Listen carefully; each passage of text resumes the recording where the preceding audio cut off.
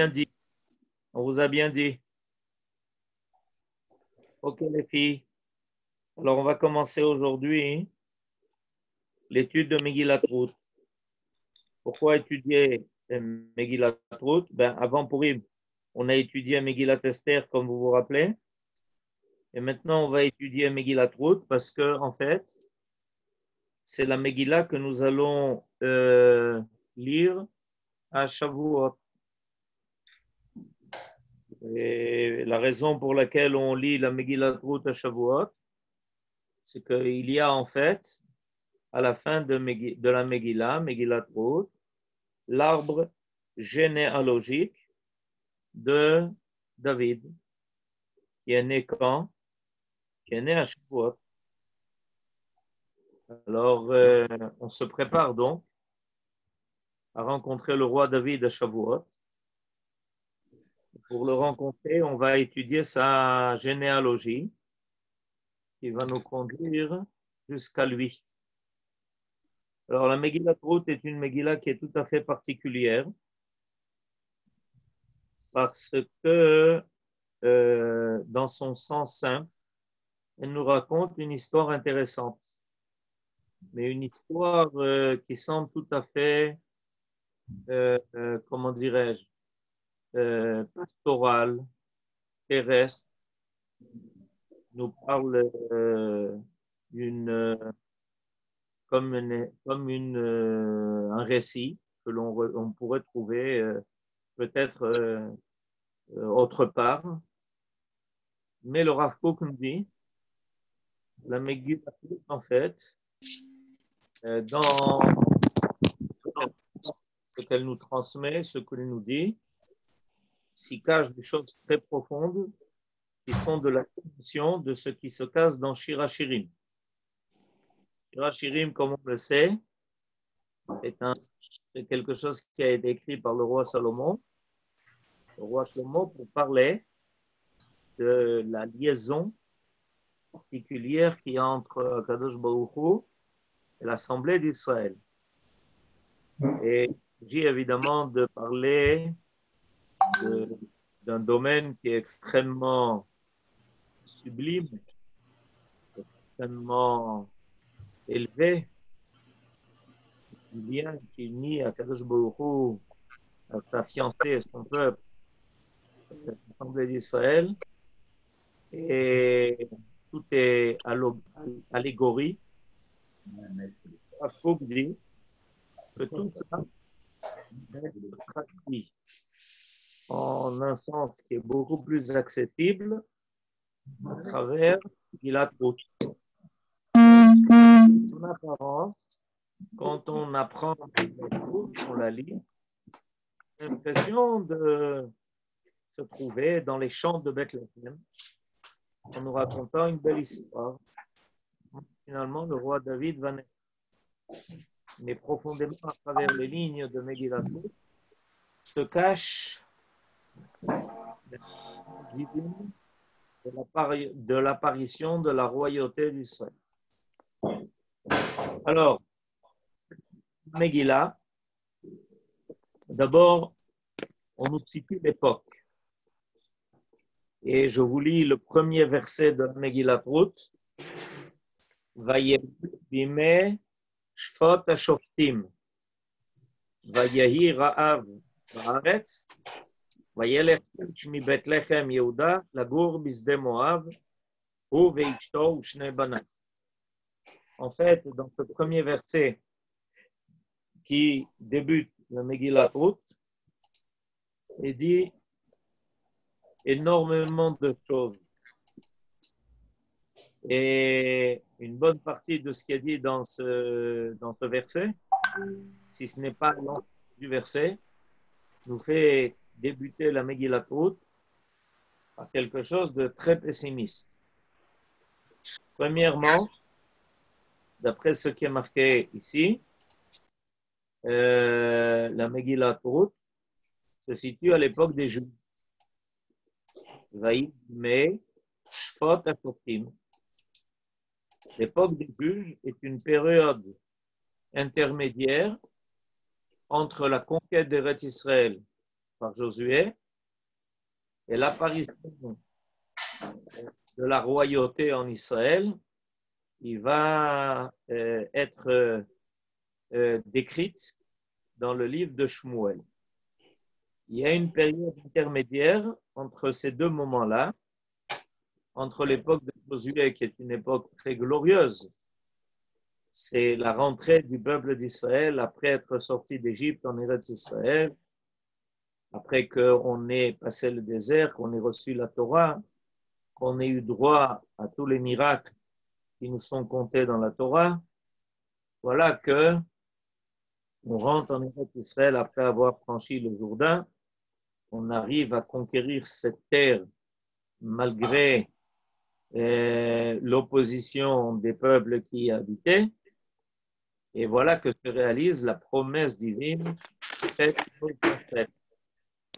La promesse divine était que leur descendance finirait par hériter de la terre d'Israël. C'est arrivé. Seulement, là ne se termine pas l'affaire. L'idée était pas seulement de rentrer en Eretz Israël, mais l'idée était évidemment de s'y installer pour vivre l'histoire, non pas seulement selon l'histoire des hommes, mais selon l'histoire de Dieu. C'est-à-dire réaliser le but, en fait, de l'existence du peuple d'Israël sur cette terre. Seulement, comme on le sait, ce que le peuple d'Israël a réalisé n'est pas évident. Parce que le but n'est pas que seulement lui réussisse, mais que réussisse avec lui l'ensemble de l'humanité. C'est pour ça que il va se trouver en contact avec d'autres peuples, d'autres civilisations, d'autres façons de voir le monde, d'autres façons de croire à quelque chose de plus élevé.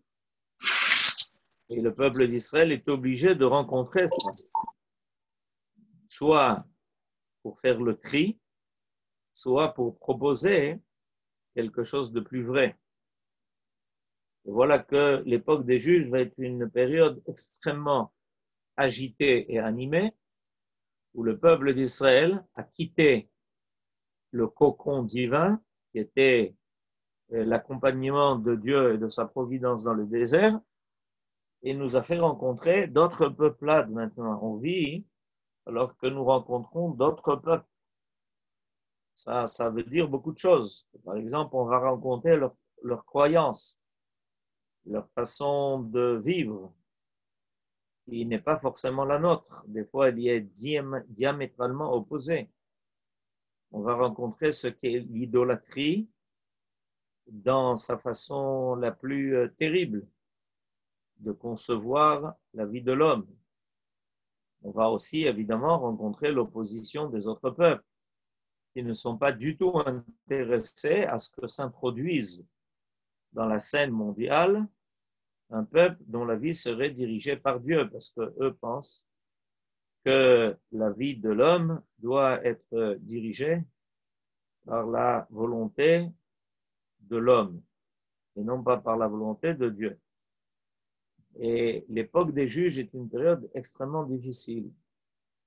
Et en plus de ça, ce qui va définir cette période de notre histoire, c'est que nous n'avons pas encore réussi à mener une vie collective qui soit suffisamment totale pour permettre qu'elle soit dirigée par un seul dirigeant, qui finalement devrait être un roi. On est loin de cela encore. La phrase qui va revenir dans ce livre de Shoftim, Bayamim Haem, en ces jours-là, En Melech Israël. Sache que c'est une époque où il n'y a pas de roi. Ish Hayashar Be'enav Ya'aseh, chacun fait selon ce qui lui semble bon à ses yeux. Ish Hayashar Be'enav Ya'aseh. C'est-à-dire que Il y a plusieurs forces qui chacune veut apparaître dans son indépendance à l'intérieur du peuple d'Israël, avec sa note particulière. Mais on n'a pas encore de chef d'orchestre. Chacun est capable de jouer d'un instrument. Chaque tribu qui affirme un génie, un des génies qui va composer l'ensemble de l'orchestre qui s'appelle le Ham Israël, mais chacun joue indépendamment de l'autre. Alors, vous savez ce qui se passe quand il n'y a pas de chef d'orchestre et que tout n'est pas harmonisé et que tout n'est pas coordonné, il peut y avoir des fausses notes, il peut y avoir un sentiment de désharmonie. Voilà, c'est l'époque des juges. Et ça commence par cela. Vayi bimei shfot hashoftim. Voilà à l'époque des juges. Mais ça, je vais encore plus loin, en disant shfot hashoftim, c'était des générations où on jugeait les juges. Shfot hashoftim. Lo vayi bimei hashoftim. Ce n'était pas à l'époque seulement des juges, c'était l'époque où les juges étaient jugés. Pourquoi? Parce que les juges ne remplissaient pas leur rôle. Parce qu'ils ne donnaient pas toujours l'exemple.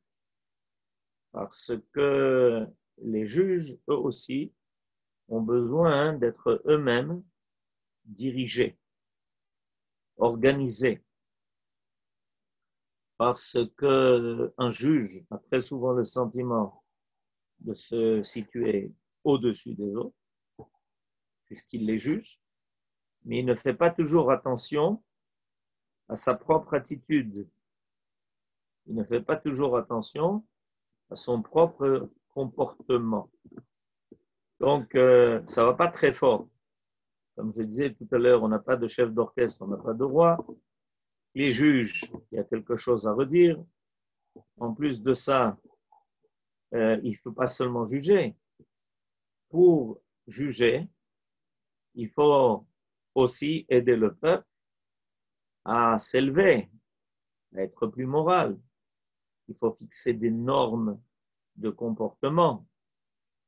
Et donc, les juges devaient aussi enseigner, se balader dans le peuple, voir qu'est-ce qu'il faut organiser, qu'est-ce qu'il faut proposer. Ils ne faisaient pas, ils se contentaient d'attendre qu'on vienne les consulter, mais ça ne suffit pas. Et les sages en Israël ne sont pas des gens qui attendent qu'on vienne les consulter. Ce sont aussi des gens qui ont pour rôle d'élever le peuple. Son niveau, c'est fondamental. C'est fondamental que, évidemment, les sages aient une influence sur le peuple. On ne juge que si on a déjà réussi à élever le peuple à un certain niveau. On va donc le juger s'il s'écarte des normes que les juges ont déjà mis en place au niveau moral, au niveau moral, au niveau spirituel. On ne peut pas, comment dirais-je, mettre en accusation des gens qui n'ont pas été éduqués. S'ils n'ont pas été éduqués, ils ne savent pas ce qu'on attend d'eux. Voilà. Alors, on est à cette époque. Et puis, voilà, ça continue en nous disant qu'à cette époque, il y a la famine. Vayeyi Ra'av Ba'aretz. On est à un temps de famine. Comment se fait-il qu'on est à un temps de famine? Premièrement, parce que Akadosh Baruch Hu n'est pas content de ce qui se passe. Et quand Akadosh Baruch Hu n'est pas content de ce qui se passe, il n'y a pas de bénédiction. Il n'y a pas de coopération divine. avec ce qui se passe sur terre. Pour que Dieu, voilà, par sa bénédiction, il faut que sur terre, ceux qui reçoivent la bénédiction le méritent et que ça aussi, la bénédiction divine, l'abondance qui est donnée, aide le peuple à encore plus réaliser le projet divin.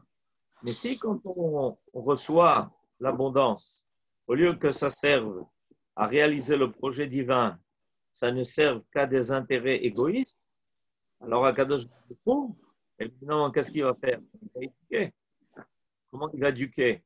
Il va éduquer en retirant sa bénédiction pour que les gens comprennent qu'on ne peut pas se servir de ce qu'il nous donne pour aller à l'encontre de sa propre volonté. C'est ridicule. Imaginez-vous quelqu'un à qui vous faites toutes les bontés possibles et qui ensuite va se servir de ce que vous lui donnez contre vous. C'est pas sympa. On comprend que c'est pas sympa, c'est pas normal. C'est pas comme ça que ça doit se passer. Mais voilà. Donc, on est dans un temps de famine. Et on peut aussi considérer que la famine n'est pas seulement une famine d'ordre de nourriture matérielle. Il s'agit d'une famine qui est aussi une famine morale, une famine spirituelle. On a faim. On aimerait qu'il y ait quelqu'un qui vienne, qui nous élève, qui nous aide à réaliser le projet divin. Il y a une attente. On est dans une situation d'attente. Alors évidemment, le peuple souffre. Et tout d'un coup, on nous parle d'un homme, Vayelech Ish, sans nous donner au départ son nom. Le mot Ish, quand il est rappelé dans la Bible, c'est toujours référence à quelqu'un d'important. Ve'a Ish Moshe. Ish, c'est quelqu'un qui a des forces, qui a des capacités, qui peut agir, comme on l'a trouvé à plusieurs reprises dans la Bible. Le mot Ish veut désigner quelqu'un qui a une stature, qui a la force de faire quelque chose. Et donc, on voit que tout d'un coup, Ish, cet homme-là, Vayelech Ish, mi Bethlehem Yehuda. Où est-ce qu'il est ce monsieur, ce Ish? Il est à un endroit qui s'appelle Bethlehem. Bethlehem, c'est intéressant de voir. Bethlehem, on connaît la ville de Bethlehem. Elle est juste à côté de Jérusalem. Elle est l'endroit qui, en fait, qui appartient à la tribu de Yehuda, qui est la tribu de la royauté, de la Malchut. Et il vit là-bas. Et c'est quelqu'un d'important. C'est pour ça qu'il s'appelle I. Il vit à Bethlehem, Yehuda. Donc, il est un homme important. Et il a un endroit, Bethlehem. C'est intéressant, cette ville. Ça veut dire littéralement, le nom de cette ville veut dire littéralement la maison du pain. Bethlehem. La maison du pain. Intéressant comme ville. La maison du pain. Il y a quelque chose qui ne marche pas. Apparaître à Bethlehem et qui n'apparaît pas et qui donc provoque une famine. Alors ce monsieur-là, il décide de faire quelque chose de terrible. Quelle est la chose terrible qu'il fait? Il quitte la ville et il décide de quitter Eretz Israël. Alors, fermez vos micros, s'il vous plaît. Fermez vos micros. Merci. A priori, il ne nous est pas dit pourquoi il décide de quitter Bethléem. Surtout qu'il quitte Bethléem pour aller où? Dans le pays de Moab. Pays de Moab, ça veut dire quitter Eretz Israël, c'est aller de l'autre côté du Jourdain. Et il ne nous est pas dit, mais non seulement il quitte Bethléem Yehuda, qui est donc une ville très importante, c'est là-bas qu'est enterré Rachel. C'est là-bas qu'on attendrait que se révèle quelque chose qui a à voir avec la famine. Puisqu'il y a une famine, mais l'endroit s'appelle Bethléem, la maison du pain. Et qu'est-ce qu'il fait? Il se lève, il part, lui, sa femme et ses 2 enfants, et il quitte Eretz Israël. Il quitte Eretz Israël à quel moment? Un moment crucial. À un moment où le peuple est en désarroi, parce que comme je vous l'ai expliqué, on a l'époque des juges, et en plus de ça, il y a la famine, et en plus de ça, il n'y a pas de roi, et donc chacun va avoir, par son comportement, il va avoir une influence énorme autour de lui, surtout un homme de sa stature. Et nos sages vont évidemment nous faire remarquer qu'il y a quand même un rapport entre tout ce qui nous est dit dans ce verset. C'est-à-dire que ce n'est pas par hasard qu'on nous dit qu'il quitte Bethléem, Yehuda, alors qu'il y a la famine. En fait, c'est pour nous dire qu'il a quitté parce qu'il y avait la famine. Or, cet homme-là est un homme très important. C'est un homme qui est riche, en fait. C'est un homme qui ne manque pas lui-même de pain. Il habite à Bethléem, à la maison du pain. Et malgré cela, il quitte Eretz Israël.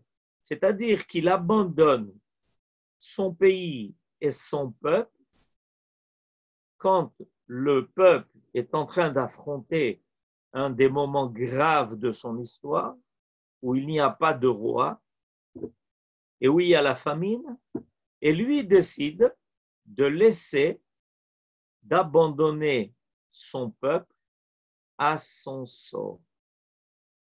Il fait donc une démarche qui est extrêmement grave. Parce que c'est un personnage que tout le monde connaît.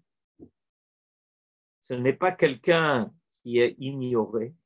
Et vous comprenez que quand quelqu'un de sa stature, comme quelqu'un de sa stature, a une démarche pareille, ça va faire beaucoup de bruit. Ça va faire beaucoup de bruit autour. Je voudrais rajouter quelque chose d'important. Jusqu'à présent, ce que l'on a connu, c'est la volonté d'arriver en Eretz Israël, la volonté de rejoindre la terre promise, la volonté de réaliser le projet divin, de la promesse qui a été faite à nos ancêtres, de sortir d'Égypte, de l'exil, pour arriver en Eretz Israël, et là-bas faire apparaître non seulement le royaume des hommes, mais surtout le royaume de Dieu. Voilà que pour la première fois, nous est raconté dans la Bible quelqu'un qui ose faire le contraire. Ça veut dire quoi? Qu'il est le personnage qui va aller dans le contraire de l'histoire. Et ça va être toujours la question fondamentale qu'on devra se poser. Est-ce que quand on agit, on va agir dans le sens de l'histoire? Ou quand on va agir, est-ce qu'on va agir dans le contraire? On va dans le sens contraire de l'histoire. Or, en quittant Eretz Israël, ça n'est jamais arrivé. Depuis notre sortie d'Égypte, il y en a ceux qui ne sont pas rentrés, qui n'ont pas eu le mérite de rentrer en Eretz Israël. Mais là, on a quelque chose de beaucoup plus grave. On est rentré en Eretz Israël, on s'est installé en Eretz Israël, on vit en Eretz Israël, on progresse, on espère finalement arriver à la réalisation totale du projet divin. Et voilà que tout d'un coup, qu'est-ce qui arrive? Ce qui arrive, c'est qu'il y a quelqu'un important qui quitte son peuple, qui quitte sa terre et qui va en Moab. Pourquoi? Parce qu'il ne veut pas assumer ses responsabilités. Parce qu'il cherche quelque chose de plus facile. Parce que c'est pas pour lui la famine où il devra peut-être nourrir ceux qui ont faim. Alors là, la conséquence de ça va être très grave. La conséquence de ça, c'est que ensuite, on va nous raconter dans le verset bête, Veshem Aish Elimelech, on va nous dire comment il s'appelle, Elimelech, on va nous dire le nom de sa femme, Veshem Ishto Naomi, on va nous dire le nom de ses deux fils, Machlon et Kilion, et d'après nos sages, la signification de ces noms n'est pas forcément bonne. Machlon et Kilion, Machlon, Machala, Kilion, Klaya, ça veut dire anéantissement. Ephratim, Ibet Lechem Yehuda, ce sont des hommes de la tribu de Yehuda. Vayavou de Moab, Vayusham. Non seulement ils ont fait leur descente d'Eretz Israël vers le pays de Moab, mais ici installent Vayusham. Et les conséquences, les conséquences apparaissent déjà dans le verset Gimel. Vayamot Elimelech ish Naomi. Celui qui a pris l'initiative de cette Yérida, celui qui a pris l'initiative de quitter son peuple et sa terre au moment où on avait besoin de lui, il va mourir. Vayamot Elimelech ish Naomi. Est mort Elimelech, l'homme de Naomi. Naomi se retrouve veuve. Vatishaer I ushne banea. Et elle reste avec ses deux fils. Et ces deux fils, par ces versets d'Alet, Vayissou lahem nashim moaviot. Évidemment, une avéra entraîne une autre. Et ces deux fils-là, qui faisaient partie d'une des familles les plus nobles de Bethléem, de la tribu de Yehuda, vont se marier avec des étrangères, des Moaviotes. Shem Achat Orpa, une s'appelle Orpa, et Shem Hashenit, l'autre s'appelle Ruth. Vayeshvu Sham Keser Shanim, et ils restent dans le pays de Moab pendant 10 ans, déconnectés de leur peuple et de leur terre, laissant leur peuple et leur terre à son sort, à leur sort, sans y être mêlés, comme s'ils pouvaient vivre une vie en dehors de la collectivité. Vayamutu gam shneem. Et finalement, eux aussi vont mourir. Machlon et Kilion. Vatishaer haisha mishne yeladea ou meisha. Et elle va rester veuve et elle va rester finalement toute seule, sans personne, ni sans son mari, ni sans ses fils. Tout devient catastrophe. Une famille entière, en fait, est en train de disparaître. Alors, évidemment, comme je vous l'ai dit tout à l'heure, le début est pas très joyeux, et c'est important de le savoir et de le constater. Il y a ici un échec très grave. Tout ce que Elimelech pensait réussir en se sauvant, en fait, amène à désintégrer une famille entière.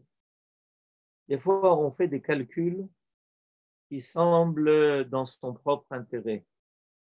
On fait des calculs qui semblent répondre à ses besoins. Mais on ne fait pas attention à toutes les conséquences de ces actes. Il est clair que le comportement de Elimelech est loin d'être un kiddush Hashem.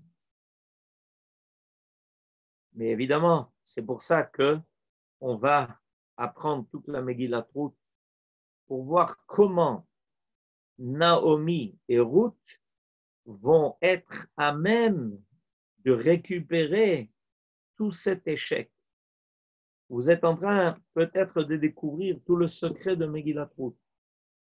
Le secret de Megillat Ruth, c'est qu'après qu'on ait eu ce début, après que l'on ait eu cette introduction, on se dit, mais c'est une catastrophe. Imaginez-vous, une famille est en train de disparaître.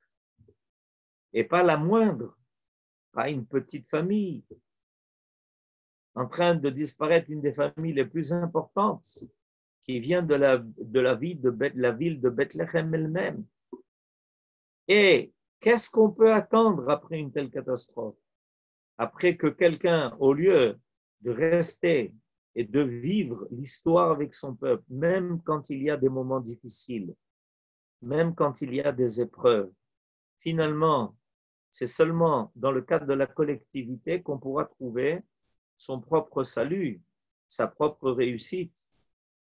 On ne peut pas imaginer qu'on puisse réussir sa propre vie sans tenir compte de l'identité à laquelle on appartient. C'est ce que Elimelech, en fait, a fait. Et on voit qu'il n'a pas de suite. Sa mort et la mort de ses deux fils est en train de prouver qu'il n'y a pas de suite à une telle pensée. La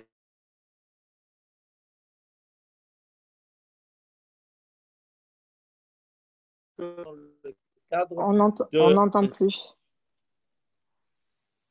Vous m'entendez? Ne peut se faire que dans le cadre de l'appartenance à sa propre identité. En quittant la terre d'Israël, en quittant le peuple d'Israël, alors il y a un sentiment qu'on peut réussir sa propre aventure tout en n'étant pas connecté à son identité. C'est grave, c'est faux. Il n'y a pas d'avenir dans un cas possible. C'est ce qui est arrivé à Elimelech et ses deux fils. Finalement, il n'y a pas eu de suite. Elimelech et ses deux fils vont mourir et laisser Naomi toute seule dans le pays de Moab. Toute seule dans le pays de Moab. Alors, évidemment, qu'est-ce qui va se passer maintenant? Toute la Megillat Ruth est précisément destinée à nous prouver comment on peut faire tchouva. Toute la Megillat Ruth est précisément destinée à nous faire comprendre comment on peut récupérer même un échec aussi terrible que cela. Et ça va se faire grâce à deux femmes. Ces deux femmes sont une qui pour le moment est étrangère, mais qui quand même s'est mariée avec un des fils de Naomi, et grâce à Ruth. Grâce à Naomi et grâce à Ruth. Et c'est pour ça que quand finalement la catastrophe est complètement consommée, on va entendre dans le verset qui va suivre, Vatakom I vechalotea, vatashov misde Moav, ki shama misde Moav, ki pakad Adonai et amo latet lahem lachem. Naomi se lève, accompagne elle et ses deux belles filles, et elle revient du champ de Moab. Elle revient donc, elle quitte Moab pour revenir en Eretz Israël. Pourquoi? Parce qu'elle a entendu en Moab que Dieu a délivré son peuple en leur donnant du pain. Alors, regardez un peu comment on nous fait saisir comment la scène que nous sommes en train de vivre est saisissante. Pourquoi? Parce que cette famille a quitté Bethléem en disant, voilà, on est à un endroit, il n'y a plus de pain, les pauvres viennent, n'arrêtent pas de taper à notre maison, de nous réclamer de l'aide, et on doit maintenant nourrir tout le monde parce que nous, on est riches. Alors, a dit Elimelech, écoute, on ne va pas continuer comme ça, on ne va pas vivre pour les autres, on va vivre pour nous-mêmes. Voilà ce que Elimelech a dit à sa femme Naomi pour la convaincre de partir au pays de Moab. Ok, donc il quitte Eretz Israël et il quitte Bethléem alors qu'il y a là-bas la famille. Et à Bethléem, il n'y a plus de pain. Barit, la maison du pain est restée sans pain. Ils arrivent à Moab et qu'est-ce que tout d'un coup on entend maintenant dans le verset?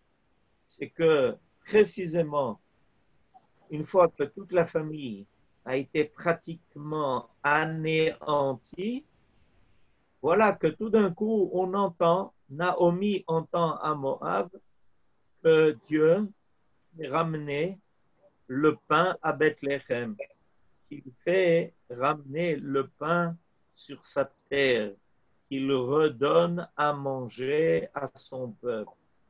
C'est-à-dire qu'ils ont tout raté. Ils ont quitté Eretz Israël à cause de la famine. Maintenant, tout le monde en Moab est en train de vivre un deuil. Naomi vit le deuil de son mari et de ses deux fils. Les deux belles-filles sont restées elles aussi veuves. Et tout d'un coup, on entend que où se trouve maintenant l'abondance? Où se trouve la bracha? Où est-ce que l'on peut trouver maintenant, on peut voir une lumière? En Eretz Israël, à Bethléem. Un renversement de situation.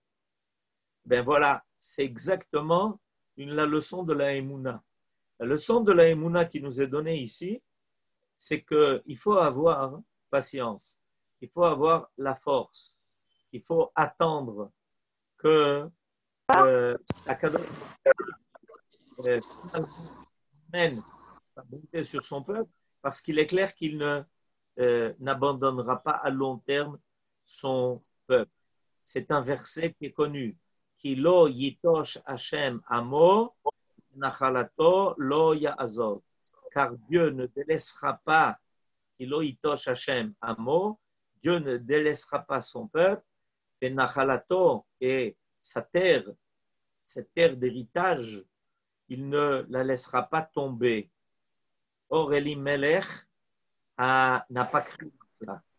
Il a été chercher sa réussite autre part, en dehors de son peuple et en dehors de sa terre. Et il était sûr que lui arriverait à se sauver, alors que les autres subiraient la famine. Et évidemment, il pensait que ça allait très mal se terminer. Voilà que Naomi entend maintenant que tout est contraire. Qu'à Bethléem, il y a le lechem. Qu'à Bethléem est revenu le pain. Que l'abondance réapparaît en Eretz Israël. Alors, Naomi comprend qu'est arrivé le temps de la tchouva. Omnam, pourtant, elle a quand même payé un prix très cher. Elle a perdu son mari, elle a perdu ses deux fils, et elle aurait pu dire, ben, je n'ai plus aucune raison de vivre, je n'ai plus aucune raison de faire des efforts. J'ai tout perdu. Mais Naomi, comme son nom l'indique, est une femme qui a beaucoup de foi, qui en réalité, au fond d'elle-même, avait le sentiment profond que c'était une erreur. Et dès qu'elle n'a plus de raison de rester en Moab, elle quitte le pays de Moab et elle décide de revenir en Israël. Pourquoi? Parce que Dieu y amène la Géoula. Alors, ce qui aujourd'hui paraît peut-être des fois impossible, finira par devenir finalement un grand espoir. Il faut savoir toujours s'attacher à ce qui est plus essentiel. Et voilà qu'elle se lève. Vatakom. Vatakom, ça veut dire elle s'est levée, elle s'est dressée. C'est-à-dire qu'elle a fait l'effort, malgré la catastrophe terrible qu'il a atteinte, qui est une double catastrophe. La catastrophe d'avoir perdu son mari, la catastrophe d'avoir perdu ses enfants. Elle a une tkouma. Tkouma, ça veut dire la possibilité de s'élever, la possibilité de se relever, de se dresser.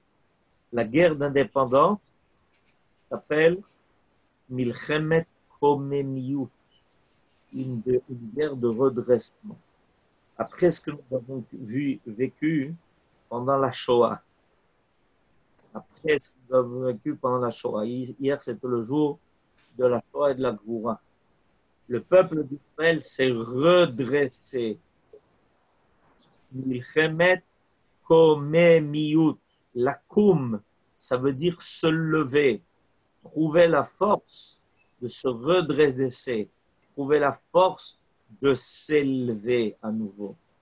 Et Naomi est une femme de foi et elle trouve la force de la koum. Vatakom I vechalotea. Vatashov misde Moav. C'est intéressant. Vatashov. Qu'est-ce qui est employé ici? Vatashov. Il y a un retour. Le retour, il est question ici, n'est pas un retour qui est seulement géographique. Il est un retour, le mot Vatashov nous fait évidemment penser à la tchouva. Le retour en Eretz Israël, c'est un double retour. C'est un retour qui, a priori, se traduit par un déplacement géographique, mais qui en réalité est une démarche profonde de tchouva. Ça, on l'apprend dans la Torah, dans le chapitre Lamed 30 du livre de Devarim. Il y a ce que l'on appelle là-bas la paracha de la tchouva. Dans la paracha de la tchouva, qui parle de ce qui se passera à la fin des temps. Chapitre Lamed, chapitre 30 dans le livre de Devarim, précisément c'est le mot qui est employé. De Ad Adonai Elohecha. Et Shammata Bekolot, tu reviendras jusqu'à l'Éternel ton Dieu, tu entendras sa voix. Kechol asher anochi metzavecha hayom. Veshav Adonai Elohecha et jvutcha. Et Dieu ramènera ton retour.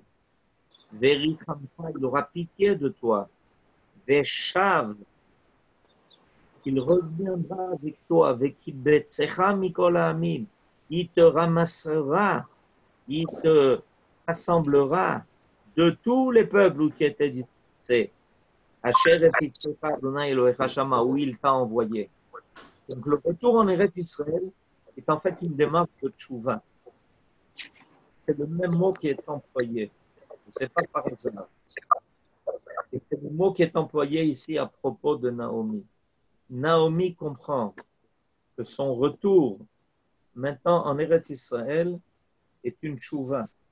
Une tchouva qui est évidemment, puisqu'ils ont quitté Eretz Israël, mais c'est une tchouva morale, une tchouva spirituelle. Elle comprend que, évidemment, ce qui leur est arrivé n'est pas déconnecté du fait qu'ils aient quitté Eretz Israël et qu'elle doit faire tout maintenant. Un nouveau cours de Fison, ce soir à 6h30. La foi où nous avons eu foi en notre foi. Pourquoi vous coupez le cours comme ça? Alors, je reprends le cours. Il y a ici donc une démarche de tchouva, et c'est pour ça que dans le verset est employé le mot vatashov. Vatashov de Moab. À partir de Moab, elle a fait une tchouva. Là-bas, elle a compris. Malheureusement, des fois, on est obligé de passer par des épreuves qui nous provoquent en nous un réveil, qui nous font comprendre que ce qui arrive, évidemment, n'est pas un hasard.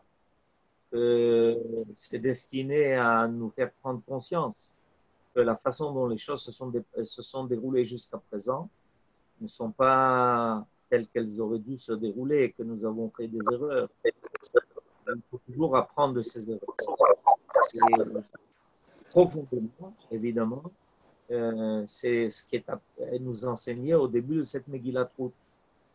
Et Naomi donc se met en route. Naomi se met en route. Précisément, c'est ce qui est marqué dans le verset Zain. Vatetse minamakom asher haïta shama ushter chalotea imma. Mais il n'y a pas notre Rabbanou de France? Yehuda. Et Naomi s'est mise en route. Elle est sortie de l'endroit où elle était, en compagnie de ces deux belles filles. Va-t-elle-être et elles ont marché la Yehuda. Elle est avec Ben Ishai. Chut, arrêtez hein, de couper tout. Fermez vos micros.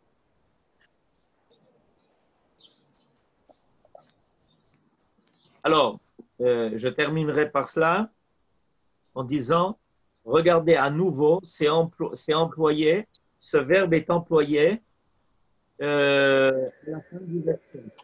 Et on a deux fois le mot lachouv. La première fois pour nous dire qu'il y a eu une chouva qui a entraîné la volonté de sortir de Moab. C'est au début du verset. Vatakom ivechalotea vatashov misde Moab. Elle est revenue de Moab. Elle a fait chouva. Cette chouva lui a permis de quitter Moab. Et là, il est marqué à la fin du verset, la chouva l'Eretz Yehuda. C'est-à-dire qu'il y a eu une chouva qui lui a fait quitter ce qui paraissait le paradis et qui s'est avéré comme un faux paradis. Et à la fin, il y a une chouva qui la ramène à l'endroit dont on a voulu se sauver.